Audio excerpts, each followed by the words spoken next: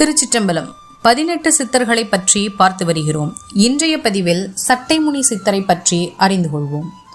சட்டைமுனி சித்தர் சிங்களத்திலிருந்து பிழைப்புக்காக இங்கே வந்து விவசாய தொழில் செய்தார்கள் எனவும், விவசாயம் நலிய கோவிலில் யாசகம் பெற்று தமது தாய் தந்தைக்கு உணவு அளித்து வந்திருக்கிறார் என்றும் கூறுகிறது. ஒரு நாள் கோவிலில் யாசகம் எடுக்கும் போது சங்கு பூண்ட முனிவர் வடநாட்டிலிருந்து இங்கே வர அவரிடம் சென்று தமது நிலைமையை கூற, அவரும் எல்லாம் விதியின் வழிதான் செல்லும், தாய் தந்தையை காப்பாற்றுவது மிகவும் புண்ணியமான செயலாகவும் விரைவில் வழிபிறக்கும், அதுவரை சிவன்பால் சிந்தையை வைத்து கடமையை செய் என சொல்லிவிட்டு சென்றிருக்கிறார் அந்த சங்கு பூண்ட முனிவர்.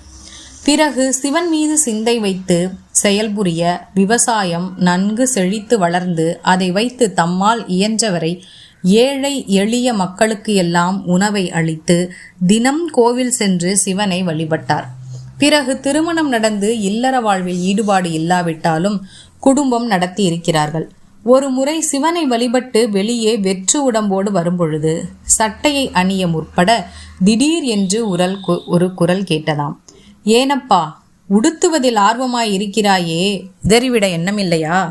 சட்டென திடுக்கிட்ட சட்டைநாதர் எதிரே நிற்கும் சங்கு பூண்ட முனிவர் காலில் விழுந்து வணங்கி, சுவாமி வழிகாட்டுங்கள் என கேட்க, உதறிவிட ஆயத்தமாக இருக்கிறாயா என கேட்க, சட்டைநாதரும் ஆம் என்று அணிந்திருந்த சட்டையை உதறினார்கள். சட்டை முனியே எம்மோடு வாரும் என அழைக்க, ஐயா சங்கு பூண்ட முனிவரோடு கைலாயம் நோக்கி புறப்பட்டார்கள்.